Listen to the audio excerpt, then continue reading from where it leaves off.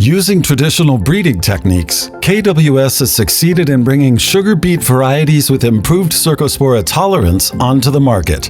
The new sugar beets also have significantly higher yields than the Cercospora tolerant varieties that were previously available. What makes them particularly special is that these higher yields can be achieved on areas that are free of the disease and on acreage that has already been affected. Werner Beyer, head of resistance breeding at KWS, and his colleagues played a key role in this achievement. We discovered strong Cercospora tolerance in a wild beet in our gene pool and fully decoded its genetics.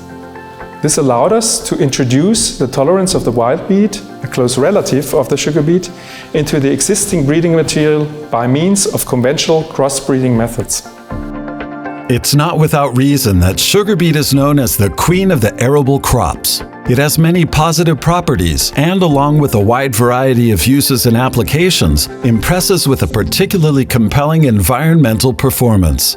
For instance, it captures CO2 and contributes to water and soil protection. However, the sugar beet is also quite a sensitive little creature.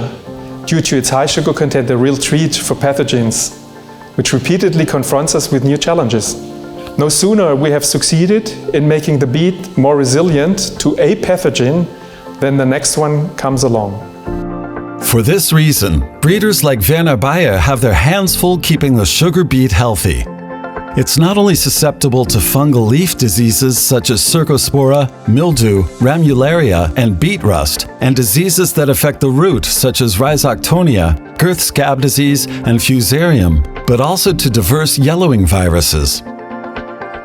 In addition, the syndrome basse richesse, or low sugar disease, is currently one of the most pressing issues in beet growing. For us breeders, it is perfectly clear that the pathogens will always win in the end. It is merely a question of time. This is why we at KWS have been successfully concentrating on breeding sugar beets with multiple tolerances.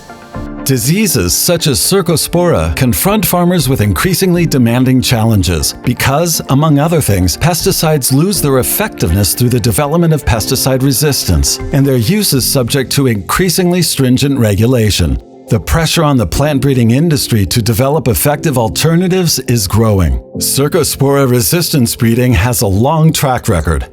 The very first tolerances to Cercospora were already discovered by an Italian breeder over 100 years ago in the Po Valley. The sugar beet's wild relations had adapted to the environmental conditions of the area through mutation. This was, one could say, the birth of Cercospora resistance breeding. In addition to the tolerances found in such wild populations, Werner and his colleagues repeatedly searched gene banks for new resistances. A process that can sometimes take many years, breeding material is crossbred and selected over and over again to ultimately obtain the best material and develop varieties for practical field cultivation. The goal of the breeders is to achieve the optimal balance between tolerance and yield under different growing conditions. With this in mind, the breeders work in close cooperation with molecular research experts at KWS to gain a better understanding of the pest's vulnerabilities. We cannot completely eradicate diseases such as Cercospora, yellowing viruses, or the syndrome basse richesse. But we want to make the pathogens as least harmful to the beet as possible, so that farmers can continue to successfully cultivate sugar beet in the future.